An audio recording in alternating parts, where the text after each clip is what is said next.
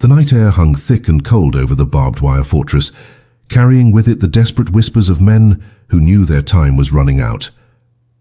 In the winter of 1944, somewhere along the Eastern Front, where the Third Reich's grip was beginning to crack, a single beam of light from a guard tower swept methodically across a frozen killing zone. But on this particular night, that light would do something it was never designed to do. It would turn away at the exact moment when 3 prisoners pressed a pair of stolen wire cutters against the fence that separated them from freedom or death. The guard in that tower knew exactly what he was doing. He knew that one order, one shout, one burst from his machine gun would end those men in seconds. Instead, he pointed his searchlight in the opposite direction and pretended not to hear the soft metallic clicks cutting through the silence. This is the story of a man whose name has been erased from history, a Wehrmacht soldier who chose humanity over duty in a system designed to crush both.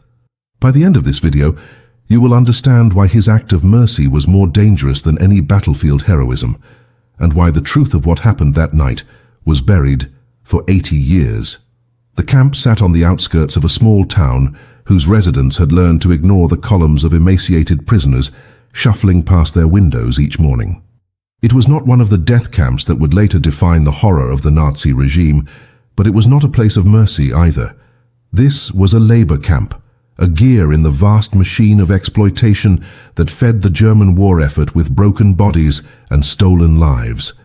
Prisoners here were worked until they collapsed, fed just enough to continue working, and executed the moment they became more trouble than they were worth.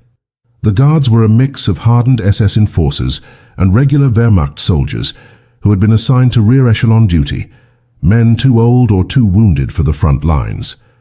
Most had accepted their role with the cold efficiency that the regime demanded. They had families to protect, orders to follow, and the ever-present threat of being sent east to the meat grinder if they showed weakness. But among these men stood one whose conscience had not yet been fully suffocated by the machinery of totalitarianism. His name has been lost to time, buried in the chaos of Germany's collapse and the deliberate destruction of records that followed.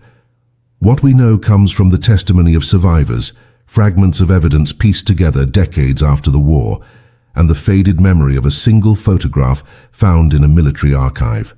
He was in his mid-30s, too old for the glory of blitzkrieg but young enough to be useful. Before the war, he had been a teacher in Bavaria, a man who loved literature and believed in the power of education to elevate the human spirit. When conscription came, he had no choice but to serve. By 1943, after a wound to his leg left him with a permanent limp, he was assigned to guard duty at this nameless camp. The other guards called him the Professor, sometimes with affection, sometimes with contempt. He kept to himself, did his shifts without complaint, and never participated in the beatings that punctuated life behind the wire. Winter brought a new level of desperation to the camp. Food rations were cut as the Eastern Front devoured resources. The Red Army was advancing, and rumors spread among the prisoners that liberation might be coming. But liberation was still months away, and for many months meant death. 3 prisoners, Polish resistance fighters captured during the Warsaw Uprising, decided they could not wait. They had been planning their escape for weeks, hoarding scraps of metal, studying the guard rotations, waiting for the right moment. They knew the tower positions, knew the searchlight patterns, knew that the gap between sweeps was exactly 43 seconds. What they did not know was whether the guard in the northern tower would pull the trigger when he saw them. They had watched him for days, noticed his hesitation, the way he sometimes turned his light away from certain areas. They gambled everything on the hope that he was different. The night of the escape arrived under a moonless sky, the kind of darkness that felt like a gift from God or a trap from the devil. The temperature had dropped below freezing, and the ground was hard as iron beneath a thin layer of frost. The 3 men waited until the first shift change, when guards were tired and distracted. They crawled on their bellies across the open ground, dragging themselves through frozen mud toward the outer fence. The wire cutters, fashioned from a stolen piece of railway track and sharpened against concrete over countless nights, felt impossibly heavy in their hands. Every sound seemed amplified, every breath a scream. The searchlight from the northern tower began its sweep, the beam cutting through the darkness like a white blade. The men pressed themselves flat against the earth, hearts hammering, waiting for the burst of gunfire that would end their lives. The light moved closer, closer, and then stopped. For 3 eternal seconds, the beam hung in the air 20 feet to their left, illuminating nothing but empty ground. Then it swung away back toward the western perimeter, as if the guard had seen something that demanded his attention elsewhere. The prisoners did not waste the gift they had been given. Wire by wire they cut through the fence, the soft pings of breaking metal swallowed by the wind. They crawled through the gap, across the outer perimeter, and into the tree line beyond. Behind them, the searchlight continued its careful dance, always looking in the wrong direction, always giving them just enough time. The guard in the tower never moved his machine gun. He never raised the alarm. He simply stood in his post, his hand steady on the searchlight controls, and watched 3 men run toward a freedom he would never know. By morning, the escape would be discovered. By noon, there would be an investigation, and by nightfall, the guard who had been on duty in the northern tower would face questions that could cost him everything. But on this night, in this moment, he had made a choice that defined him more than any oath or uniform ever could. The discovery came at dawn, when the morning roll call revealed 3 empty spaces in the lineup. The camp commandant, a career SS officer named Möller, who measured his worth in the efficiency of his cruelty, immediately ordered a lockdown. Prisoners were forced to stand at attention in the frozen courtyard for 6 hours, while guards searched every barracks, every latrine, every shadow where a man might hide. When the cut fence was finally discovered, Möller's rage turned the camp into a theater of terror. He ordered 20 prisoners selected at random and shot in front of the assembled inmates as punishment for the escape.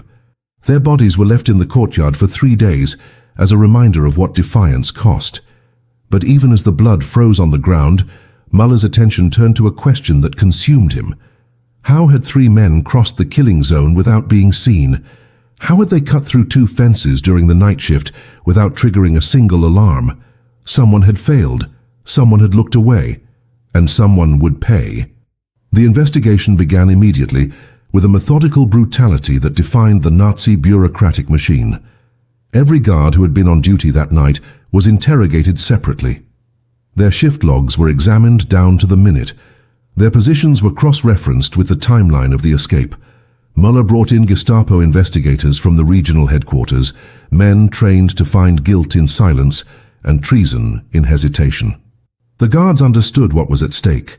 Failure to prevent an escape was dereliction of duty, punishable by court-martial and execution. Aiding an escape, even through negligence, was considered treason against the Reich. The punishment for treason was always the same: a firing squad if you were lucky, the camps if you were not. The professor stood among his fellow guards during the interrogations, his face a mask of careful neutrality, his mind racing through every second of that night. The searchlight logs became the focus of the investigation. Each tower kept a written record of their sweep patterns, noting any anomalies or suspicious activity. The professor had been meticulous in his documentation, recording his observations with the precision of the teacher he once was. But precision could also reveal gaps. The investigators noticed that during the estimated time of the escape, the northern tower searchlight had been directed toward the western perimeter for an unusually long period. When questioned, the professor explained that he had seen movement near the vehicle depot and had maintained focus on that area to investigate. He had found nothing, he reported, and had resumed normal patrol patterns. His explanation was plausible. His record was clean. But one of the Gestapo men, a thin-faced investigator with cold grey eyes, was not satisfied. He had seen too many lies dressed up as duty, too many traitors hiding behind competence. The investigator began a shadow campaign to prove the professor's guilt. He interviewed other guards about the teacher's behavior, his attitudes, his political reliability. Most had nothing substantial to report. The professor did his job, followed orders, kept to himself. But one guard, a young fanatic named Werner who worshipped Hitler with the fervor of the converted, mentioned something that caught the investigator's attention. He said the professor had once stopped him from beating a prisoner who had collapsed during work detail. The professor had claimed the prisoner was more useful alive than dead, that killing him would reduce productivity. Werner had found the intervention strange, too rational, too concerned with the prisoner's welfare. It was a small thing, perhaps meaningless, but in a system where small mercies were treated as acts of sedition, it was enough to deepen suspicion. The pressure mounted slowly, like water rising behind a dam. The professor continued his shifts, maintained his routine, showed no outward sign of fear. But he knew the investigation was closing in. He knew that in a regime built on absolute obedience, even the appearance of doubt was dangerous. He had saved 3 lives that night, 3 men he would never meet, 3 futures he had given back to the world. Now he would discover if that act of grace would cost him everything. The next shift rotation was approaching, and the investigator had requested permission to observe the guard towers personally. The professor understood what that meant. He would be watched, tested, and if he hesitated even once, if his searchlight wavered in the wrong direction, the truth would reveal itself. The night the investigator came to observe, the air itself seemed to hold its breath. The professor climbed the ladder to his tower at precisely 2100 hours, his leg aching from the cold and the wound that had saved him from the Eastern Front, but delivered him to this particular hell. The investigator stood at the base of the tower, smoking a cigarette and watching with those dead grey eyes that had sent countless men to their graves. The message was clear. Every movement would be scrutinized, every decision evaluated. The professor settled into his position, wrapped his hands around the searchlight controls, and began the methodical sweep that had become as automatic as breathing. But tonight, nothing could be automatic. Tonight, every choice carried the weight of his life hanging in the balance. He moved the light in perfect arcs, covered every meter of fence line, lingered on the suspicious areas that regulations demanded.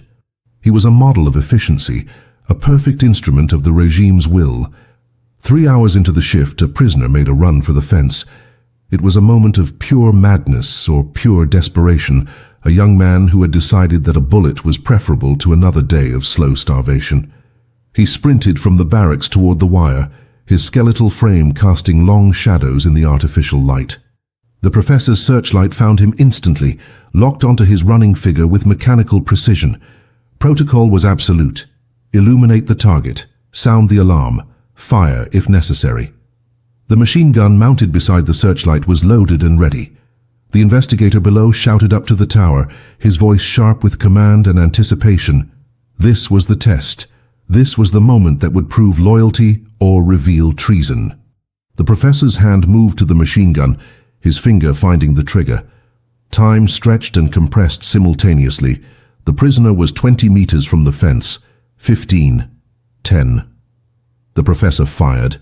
The burst of gunfire shattered the night, and the prisoner fell instantly, his body crumpling like a puppet with cut strings. The searchlight remained fixed on the motionless form as guards rushed across the killing zone to confirm what everyone already knew. The investigator climbed the tower ladder and stood beside the professor, studying his face for any trace of hesitation or regret. He found none. The professor stared straight ahead, his expression empty, his hands steady on the controls. The investigator nodded slowly, almost disappointed that his suspicions had found no confirmation. He asked if the professor had hesitated even for a moment. The response came immediately, mechanical, devoid of emotion. The prisoner was attempting escape. Regulations required immediate neutralization. There had been no hesitation. The investigator lingered for another moment, then descended the ladder without another word. The professor had passed the test. But the cost of that passage lay bleeding in the frozen mud below. What the investigator did not know, what no one could know, was that the professor had aimed low and to the right. The burst that appeared to kill the prisoner had in fact torn through his leg and shoulder, devastating wounds but not immediately fatal. The professor had seen the young man's trajectory, calculated the angles with the precision of his teaching days, and placed his shots where they would drop the target without destroying the vital organs. It was a gamble of millimeters and timing, a desperate attempt to satisfy the demands of the system while preserving a chance at survival. As the guards reached the body, one of them, an older Wehrmacht soldier who had seen too much death to care about protocol, noticed the prisoner was still breathing. He made a decision in that moment. Instead of delivering the finishing shot that regulations demanded, he ordered the body taken to the camp infirmary. The official report would list the prisoner as deceased. But in the chaos of wartime record-keeping, in the gap between official truth and actual reality, a young man would cling to life for 3 more weeks before dying of infection. 3 weeks that the professor had given him, 3 weeks that were both a mercy and a curse. The investigation quietly closed after that night. The professor had demonstrated his reliability under the most direct scrutiny possible. His service record was marked as exemplary. The Gestapo investigator moved on to other camps, other suspicions, other lives to destroy. But something had broken inside the professor that could never be repaired. He had killed to prove he was capable of killing. He had become the thing he despised to protect the secret of who he truly was. The 3 prisoners who had escaped were somewhere out there, alive because of his mercy. But the young man who had run toward the fence in a moment of desperation was dead because of his precision. The moral calculus was impossible to balance. He continued his shifts, continued his sweeps, continued to be the perfect instrument of a machine built on human suffering. And he began to plan for the next opportunity, knowing that redemption, if it existed at all, could only be found in the repetition of grace. Spring arrived late in 1945, bringing with it the sound of distant artillery that grew louder with each passing week. The Red Army was advancing faster than German command had believed possible, swallowing territory in great hungry gulps that brought the front lines closer to the camp with each dawn. The guards could hear the thunder of Soviet guns during their night shifts, a low rumbling promise that the war was entering its final phase. Panic began to infect the camp administration. Orders came from Berlin, demanding that evidence be destroyed, that certain prisoners be liquidated before liberation could turn them into witnesses. The Commandant Müller grew increasingly erratic, ordering executions for minor infractions, screaming about traitors and defeatists among his own men. The professor watched this disintegration with careful attention, understanding that chaos created opportunities. In the collapsing architecture of Nazi authority, the rigid protocols that had nearly cost him his life were beginning to fracture. Small acts of mercy became possible in the widening cracks of a dying regime. The camp population had swelled with prisoners evacuated from facilities closer to the advancing front. They arrived in cattle cars, more dead than alive, their bodies testifying to the accelerating brutality of a regime that knew its time was ending. Among the new arrivals were Jews from the eastern camps, political prisoners from Poland, captured partisans from Ukraine, and French resistance fighters who had been transferred from prisons in the west. The barracks were overcrowded beyond capacity, with men sleeping in shifts because there was no longer room for everyone to lie down simultaneously.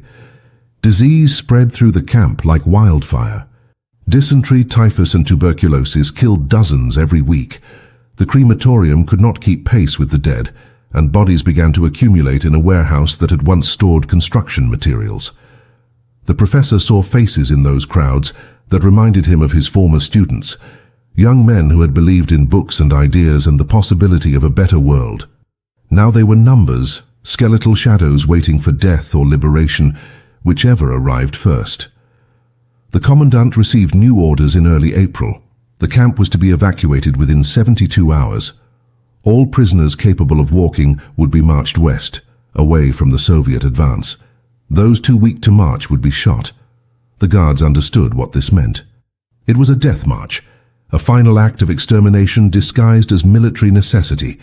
Thousands would die on the roads, shot for falling behind or simply collapsing from exhaustion. Those who survived the march would be dumped into other camps already overflowing with the dying. The professor listened to these orders during the morning briefing and felt something crystallize inside him. He had been waiting for a moment, a single clear opportunity to act without the scrutiny that had nearly destroyed him. This chaos, this desperate scramble to hide evidence and move human cargo, was that moment. The regime was dying, and in its death throes, the machinery of surveillance was breaking down. Guards were deserting. Officers were destroying documents and preparing to flee. In this collapse, a man could act according to his conscience and perhaps survive to see the consequences. The professor began making quiet contact with other guards who he suspected shared his growing disgust. There were more than he expected, men who had joined out of necessity rather than conviction, soldiers who had watched the slow moral degradation of their country and wanted no part of its final crimes. They met in twos and threes, speaking in careful euphemisms, testing each other's commitment. One was a former police officer from Hamburg who had children the same age as many of the prisoners. Another was a farmer from Saxony who had been conscripted at 40 and wanted only to return to his land. A third was an Austrian who despised the Prussian arrogance that had consumed his homeland. They did not call themselves resistors or conspirators. They simply agreed that when the evacuation began, they would create opportunities for escape. They would slow the march. They would look the other way at critical moments. They would fail to notice prisoners slipping into the woods. It was not organized resistance. It was a patchwork of individual mercies stitched together by men who had decided that following orders into hell was no longer acceptable. The night before the evacuation was to begin, the professor climbed to his tower for what he knew would be one of his final shifts. The Soviet guns were close enough now that he could see flashes on the horizon, brief flowers of light blooming and fading in the darkness. Liberation was perhaps a week away, maybe less, but for the prisoners scheduled to march at dawn, a week was an eternity they would never reach. He adjusted the searchlight, began his sweep and waited. He had learned from his mistake with the young man who had run at the fence. This time, when the moment came, there would be no half measures. This time, when prisoners made their move toward freedom, his light would not just look away. It would guide them. He would transform the instrument of their imprisonment into a beacon pointing toward survival. The risk was absolute. If he was caught, he would die. But the cost of doing nothing, of being complicit in one final massacre, was something he could no longer bear. The evacuation began at dawn with the kind of organized brutality that had defined the Reich until its final hours. Prisoners were roused from the barracks with shouts and rifle butts, formed into columns of 500, and marched toward the main gate under heavy guard. The weak were separated immediately, herded toward the eastern edge of the camp where a large pit had been dug during the night. The sound of machine gun fire echoed across the compound at irregular intervals throughout the morning, each burst announcing another group eliminated. The professor stood at his post near the gate, watching the columns shuffle past, their faces empty of everything except the mechanical will to place one foot in front of the other. The guards had been ordered to shoot anyone who fell, anyone who slowed, anyone who broke formation. The road west would be marked by bodies. Everyone knew it. The prisoners knew it. The guards knew it. And in the knowing, a strange understanding passed between captor and captive. This was the end of something, and both sides were simply trying to survive until it finished.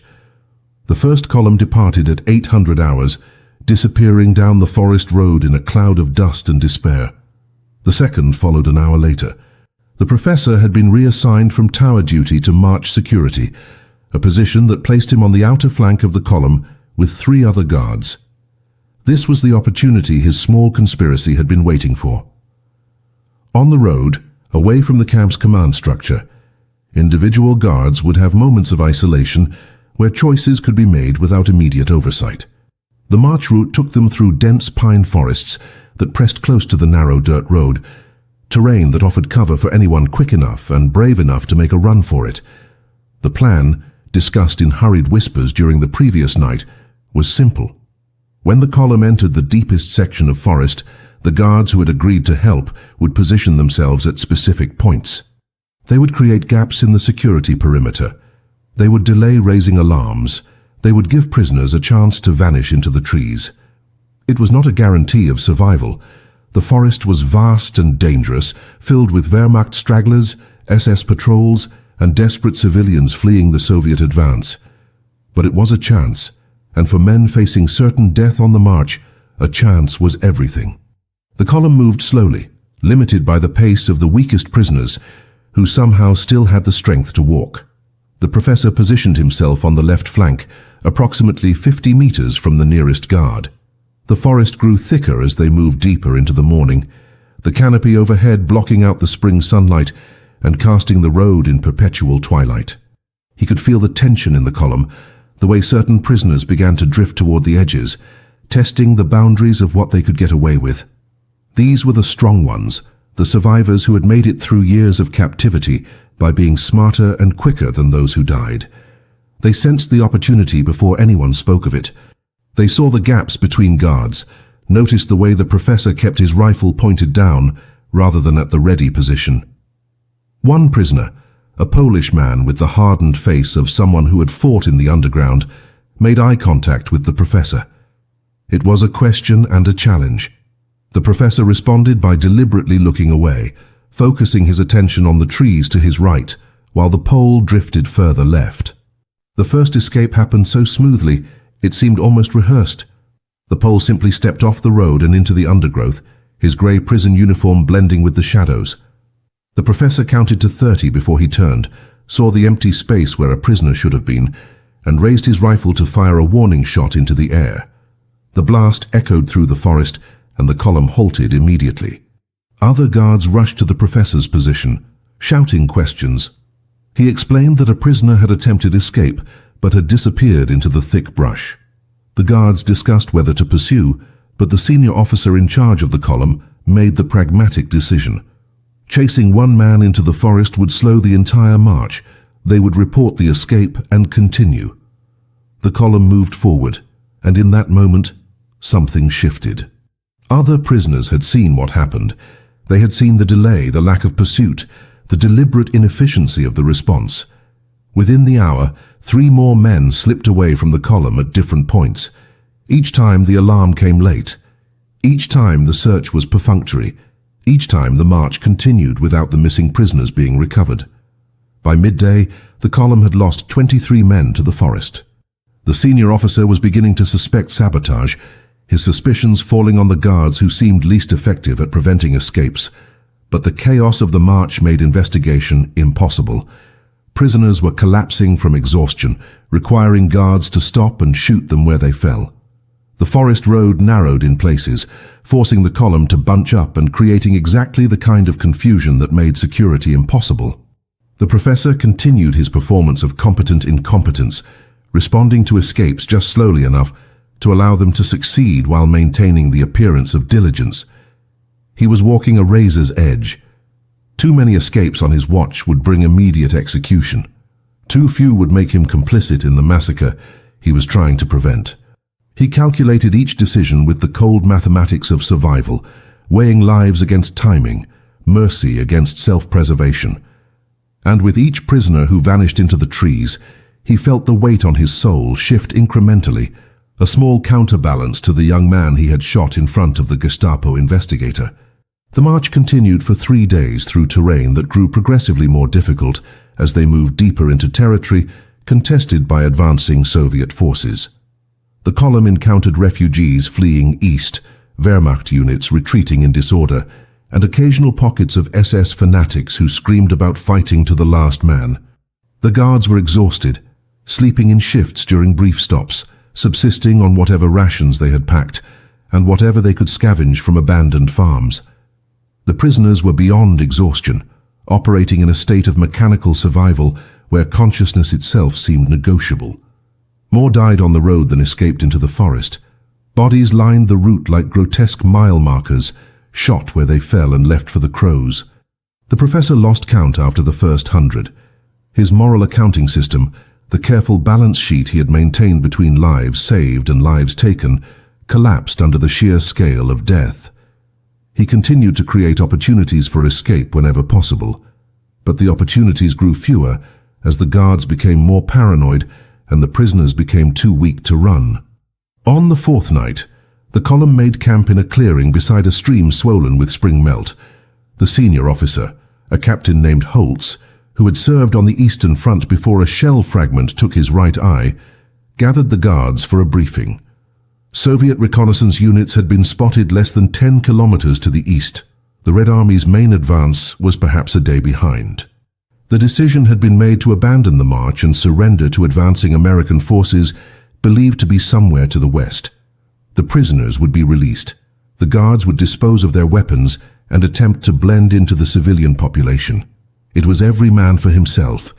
The captain's words hung in the cold air like a confession of ultimate defeat. The Reich that had promised 1,000 years was dissolving after 12, and the men who had served it were being cut loose to face whatever judgment awaited them. Some guards wept. Others sat in stunned silence.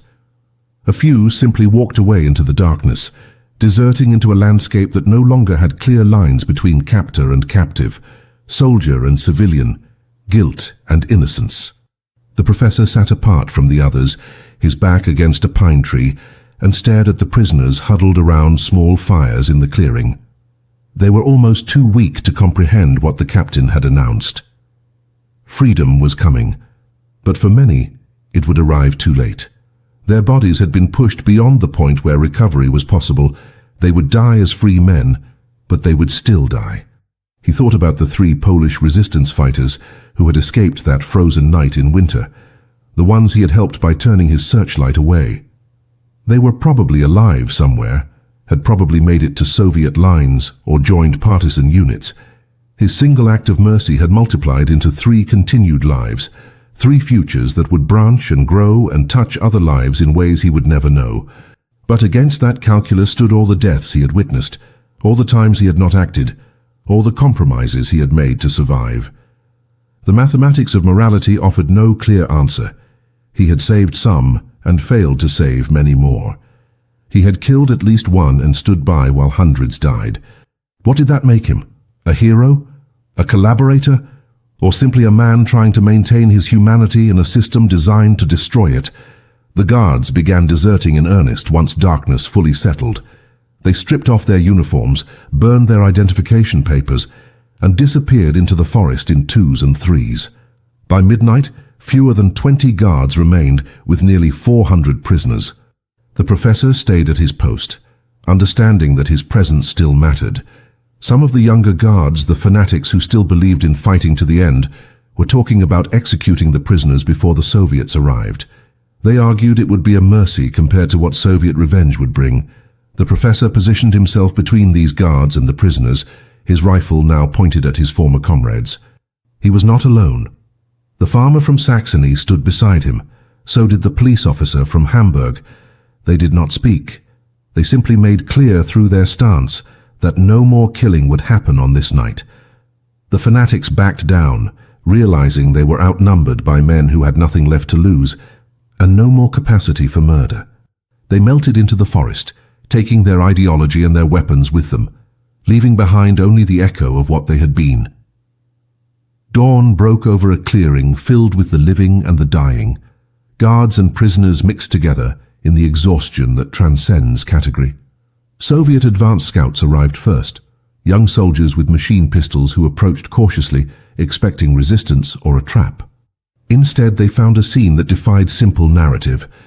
Guards without weapons sitting beside prisoners, too weak to move. Men in Wehrmacht uniforms sharing water with men in striped prison garb. The Soviets did not know what to make of it.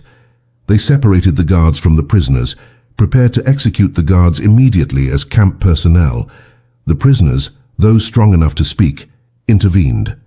They explained that some guards had helped them escape, that some had refused to kill when ordered, that some had protected them at the end. The Soviet officer listened with cold skepticism, but ultimately made a pragmatic decision. The guards would be taken as prisoners of war rather than executed on the spot. It was not justice, but it was not summary execution either.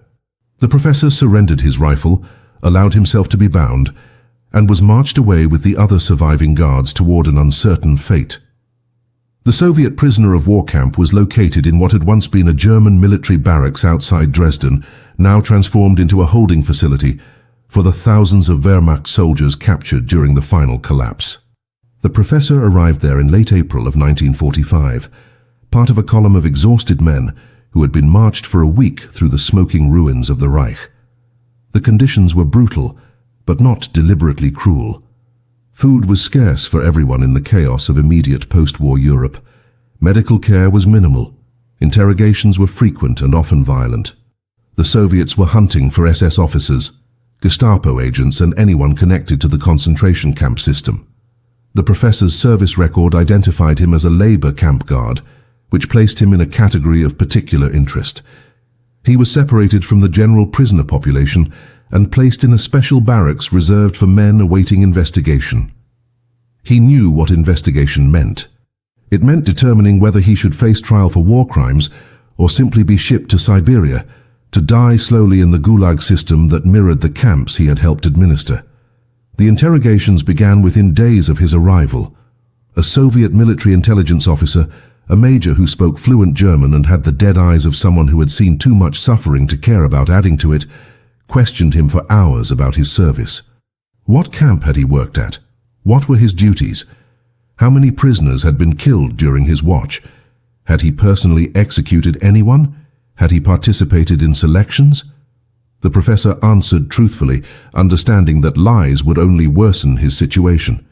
He described his role as a tower guard, admitted to shooting the prisoner who had attempted escape under Gestapo observation, explained the evacuation march and the final days in the forest. What he did not mention were the escapes he had enabled. That information felt too dangerous, too likely to be dismissed as a desperate attempt to fabricate exculpatory evidence. The interrogator listened without expression, taking meticulous notes, occasionally asking for clarification on dates or locations. At the end of the third session, he asked a question that cut through all the careful documentation. He asked whether the professor believed he was guilty of crimes. The answer came without hesitation. Yes, not for what he had done, but for what he had failed to do. For every time he had followed orders when he could have resisted. For every death he had witnessed without acting. Guilt was not a legal category. It was a moral reality that would follow him regardless of what any tribunal decided. Weeks passed in the liminal space of captivity, where time moved slowly and the future remained completely opaque. Rumors circulated constantly through the barracks. Some said all camp guards would be hanged. Others claimed only SS officers would face execution. A few whispered that the Soviets were simply waiting for the Americans and British to lose interest before shipping everyone east to the labor camps. The professor spent his days in a strange state of suspension, neither hoping for nor fearing whatever judgment awaited him. He had made his choices. He had saved some lives and failed to save others. Whatever came next was simply the consequence of having existed in a moral catastrophe. He thought often about the 3 Polish resistance fighters, wondering if they had survived the war, if they had returned to whatever homes remained in the rubble of Poland. He thought about the young man he had shot, whose life he had tried to preserve with careful aim, but who had died anyway in a camp infirmary. He thought about the prisoners who had escaped during the death march, and about those who had died on the road because he had not acted quickly enough or boldly enough to save them. Memory became both punishment and redemption, a constant recitation of accounts that would never balance. In June, something unexpected happened. A Polish liaison officer arrived at the camp, part of a joint Allied commission investigating war crimes. He carried with him a list of names provided by survivors, Germans who had aided prisoners or shown mercy in circumstances where mercy was death. The professor's name was not on the list. He had never known his name would be recorded, but a description matched him closely enough to prompt an interview. The former teacher from Bavaria with a limp, the tower guard who had turned his searchlight away on a winter night, the march guard who had been slow to respond to escapes. 3 separate survivors had independently mentioned him in their depositions. The Polish officer sat across from the professor in a small interview room and asked a single question. Why had he done it? Why had he risked everything to help prisoners escape when the entire system incentivized cruelty and punished mercy? The professor struggled to articulate an answer that made sense even to himself. He spoke about the teacher he had been before the war, about the belief that education could elevate people above their worst impulses. He talked about watching that belief die in the camps, about the slow realization that orders and uniforms could transform ordinary men into instruments of atrocity. And he explained that turning the searchlight away had been an attempt to prove to himself that some part of who he had been still existed beneath the uniform. It was not heroism. It was desperation to maintain a connection to his humanity when everything around him was designed to sever that connection. The Polish officer listened in silence, then closed his notebook and stood to leave. Before departing, he said something that would echo through the professor's remaining years. He said that moral choices made under extreme duress do not erase guilt, but they do matter. They matter to the people who survive because of them. They matter as evidence that even in systems designed to eliminate choice, individuals can still choose. And they matter as proof that the capacity for mercy does not die easily, even when everything conspires to kill it. The professor would not learn until months later that the Polish officer's testimony helped prevent his deportation to the Gulag. He would not know until years after that one of the 3 resistance fighters he had helped escape had become a prosecutor at the Nuremberg trials and had quietly intervened on his behalf. All he knew in that moment was that someone had borne witness to his choices, and that witness had been deemed sufficient to shift the scales of judgment, however slightly, in a direction other than damnation. The professor was released from Soviet custody in October of 1946, part of a general repatriation of low-level Wehrmacht prisoners deemed not to pose significant security threats. He returned to Bavaria to find his hometown transformed by destruction and occupation. The school where he had taught literature to idealistic young men no longer existed, reduced to rubble during an Allied bombing raid in the final months of the war.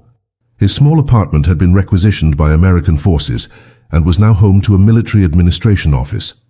His wife, from whom he had been separated since his conscription, had died during the chaos of the Reich's collapse, killed by a stray artillery shell while standing in a bread line. He learned this from a neighbor who barely recognized him, who looked at his gaunt frame and hollow eyes and asked what camp he had been in. When he explained he had been a guard rather than a prisoner, the neighbor's expression changed instantly from sympathy to contempt. The conversation ended, the door closed, and the professor understood that he was returning not to a home, but to a society that would forever see him as complicit in crimes too enormous to forgive. He found work as a laborer, loading debris from bombed buildings onto trucks bound for disposal sites. It was brutal physical work that his injured leg made agonizing, but it was all that was available to a man whose service record marked him as untouchable. The other workers avoided him once they learned he had been a camp guard. During breaks, they ate together in groups that deliberately excluded him. No one spat on him or attacked him, but the isolation was absolute. He existed in a social void, neither condemned enough to be imprisoned nor innocent enough to be accepted. The American occupation authorities required all former camp personnel to register and submit to denazification proceedings, a bureaucratic process designed to categorize guilt into convenient administrative categories. The professor was classified as a follower rather than an activist, someone who had served the regime without evident enthusiasm. His sentence was a fine he could not pay and a prohibition from teaching that made his former profession permanently inaccessible. He appealed the decision, citing the testimony from the Polish officer and the evidence of prisoners he had helped. The appeals board acknowledged his actions, but ruled that they did not constitute sufficient grounds for exoneration. He had still served in the camp system. He had still worn the uniform. He had still participated in a machinery of death. Mitigation was not innocence. Years passed in a grey monotony broken only by the occasional letter from survivor organizations seeking testimony for ongoing war crimes trials. The professor responded to every request, providing detailed accounts of camp operations, guard rotations, selection procedures, and the names of officers who had enthusiastically embraced their roles as executioners. His testimony helped convict 3 SS officers and 2 camp commandants. He took no satisfaction from these convictions, understanding that justice for such crimes was impossible. You could not balance the scales when one side held millions of dead. You could only document the machinery and punish some of its operators. He never mentioned his own acts of mercy in these testimonies, believing they were irrelevant to the larger accounting. Only once did a prosecutor specifically ask him about the night he had turned the searchlight away. The question came during a trial in 1952, 7 years after the war's end. The prosecutor wanted to know why he had done it, what had prompted that specific decision on that specific night. The professor gave the same answer he had given to the Polish officer. He had needed to prove to himself that he was still capable of choosing mercy. The prosecutor nodded and moved on to other questions. The moment passed without further comment. In 1958, the professor received a letter with a Warsaw postmark. It was from one of the 3 Polish resistance fighters he had helped escape, a man named Jankowski, who had survived the war and become an engineer in the rebuilding of Poland. The letter was brief and formal, written in careful German that suggested multiple drafts. Jankowski explained that he had spent years trying to locate the guard who had saved his life, working through Red Cross records and survivor networks until he finally found a name and an address. He wrote that he wanted the professor to know that his act had mattered. That because of those 43 seconds when the searchlight turned away, Jankowski had lived to see his country liberated, to marry, to have children, to contribute to building something better from the ruins. He wrote that he understood the professor had also suffered, that choosing mercy in that system had carried costs that could never be repaid. He ended the letter with a single sentence that would become the professor's anchor in the decades that followed. He wrote that witnesses to grace have an obligation to testify and that Jankowski would bear witness to the professor's choice for as long as he lived. The professor kept that letter in his pocket for the rest of his life, the paper eventually becoming soft and fragile from constant folding and unfolding. He never responded to it, feeling that his own words would be inadequate to the weight of what Jankowski had offered. But he carried it through the remaining years of his exile from normalcy, through the slow reconstruction of Germany that never quite reconstructed his place within it, through the decades when the war receded from immediate memory into history. The letter was a single piece of evidence that his choice had created consequences beyond his knowledge, that the 3 lives he had saved had branched into families and futures he would never meet. It was not redemption. Nothing could redeem the scale of what he had witnessed and failed to prevent. But it was proof that even in the machinery of annihilation, individual choices could still generate life rather than death. That in turning a searchlight away for 43 seconds, a man could create a future he would never inhabit, but had nonetheless made possible. The professor died in 1973 at the age of 62, his body worn out by years of manual labor and the accumulated weight of memories that never softened with time. He collapsed while working at a construction site in Munich, his damaged leg finally giving out beneath him as he carried a load of bricks up a scaffold. The death certificate listed heart failure as the cause, but those who had known him understood it was something more complex. A heart can fail from many things, and prolonged moral exhaustion is as deadly as any disease. He was buried in a small municipal cemetery on the outskirts of the city, attended by exactly 3 people: a priest who had never met him but performed the service out of professional obligation, a former co-worker who felt someone should be present, and an elderly man who traveled from Warsaw despite failing health, who stood at the graveside with tears streaming down his face and who placed a small stone on the fresh earth in accordance with the tradition the professor would have recognized from his teaching days when he had lectured about Jewish customs and European literature. Jankowski had come to bear witness one final time, to ensure that the man who had saved his life would not pass from the world completely unacknowledged. The professor left behind almost nothing of material value. His small apartment contained a narrow bed, a single chair, a hot plate for cooking, and 3 boxes of books that had survived the war. There were no photographs, no personal correspondence except for Jankowski's letter, no diary or memoir documenting his experiences. He had chosen silence as his mode of existence, believing that men who had served in the camps had forfeited the right to tell their own stories. The books were donated to a local library that processed them as anonymous contributions. The furniture was disposed of by the building superintendent. The apartment was cleaned and prepared for the next tenant within a week of his death. It was as if he had never existed, his life erased as thoroughly as the Reich he had served and survived. But erasure is never complete. Memory persists in unexpected places, carried by people who refuse to let certain truths disappear. Jankowski returned to Warsaw and wrote a detailed account of the professor's action, depositing it with Yad Vashem, the Holocaust memorial in Jerusalem. The testimony sat in archives for decades, one document among millions, waiting for someone to discover it. In 1998, a graduate student researching the death marches of 1945, stumbled across Jankowski's testimony while conducting archival research. The story of the guard who turned his searchlight away appeared in a footnote in her dissertation, 3 sentences in a work of 500 pages. Those 3 sentences caught the attention of a documentary filmmaker who was producing a series on moral choices during the Holocaust. The filmmaker tracked down 2 of the prisoners who had escaped during the death march, both of whom were still alive and living in Israel. Their testimonies corroborated and expanded the story.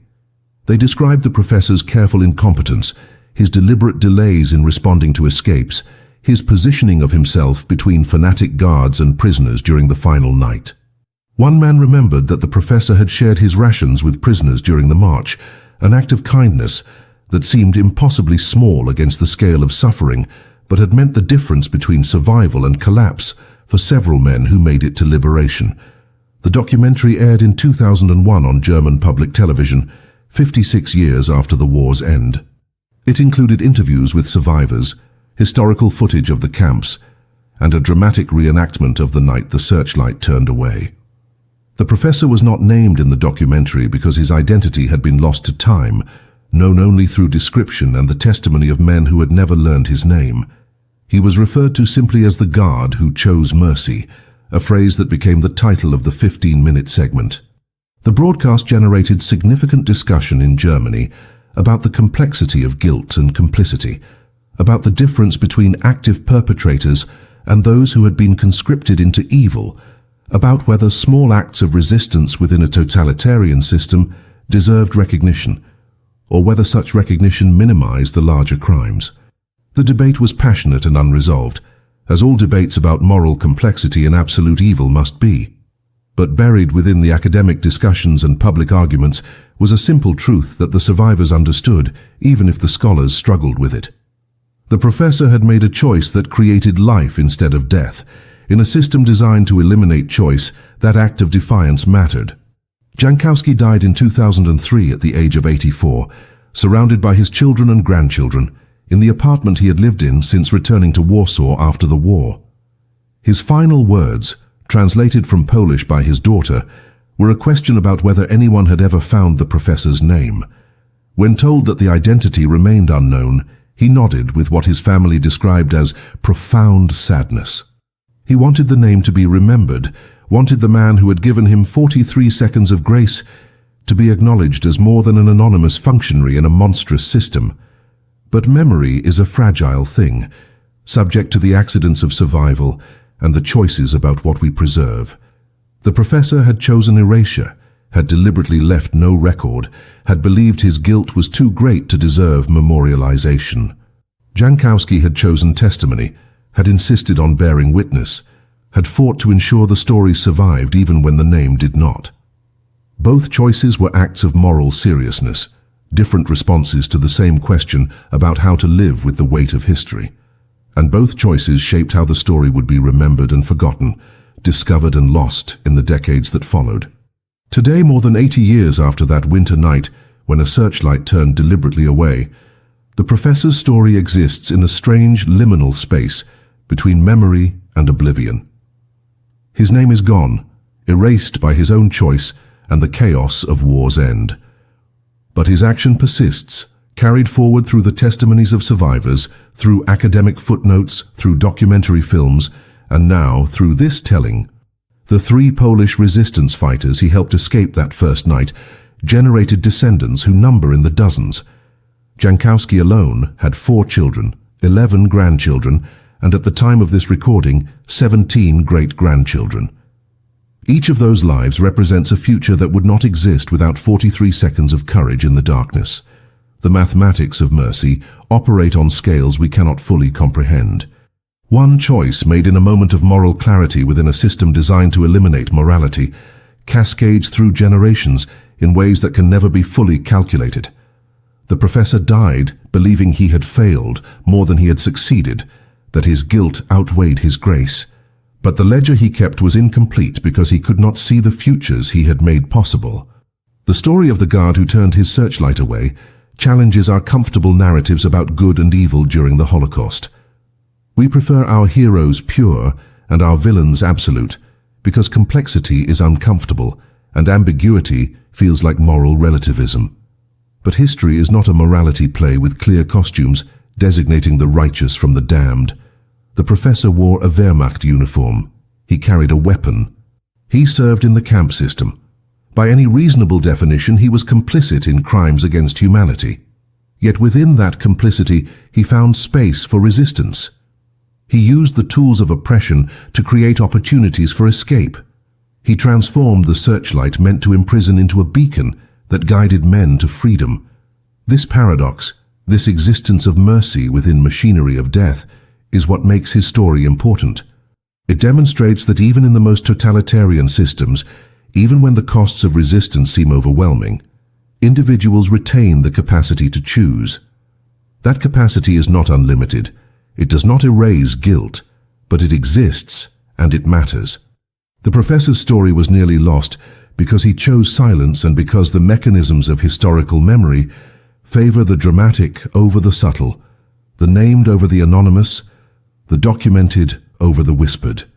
How many other stories like his have disappeared completely, carried to graves by men and women who believed their small acts of resistance were too insignificant to record or too compromised by their larger complicity to deserve remembrance? We will never know the full count of searchlights turned away, of documents filed incorrectly, of warnings delivered early, of rations shared, of blind eyes strategically deployed. These acts leave few traces in the historical record. They are not battles or speeches or manifestos. They are individual choices made in moments of crisis, witnessed by few, and often deliberately concealed. Yet they represent something essential about human moral capacity. They prove that the banality of evil, which Hannah Arendt so brilliantly identified, does not preclude the possibility of quiet resistance. Ordinary people in extraordinary circumstances can still choose mercy, even when the system punishes mercy and rewards cruelty. The erasure of the professor's name carries its own message about memory and guilt in post-war Germany.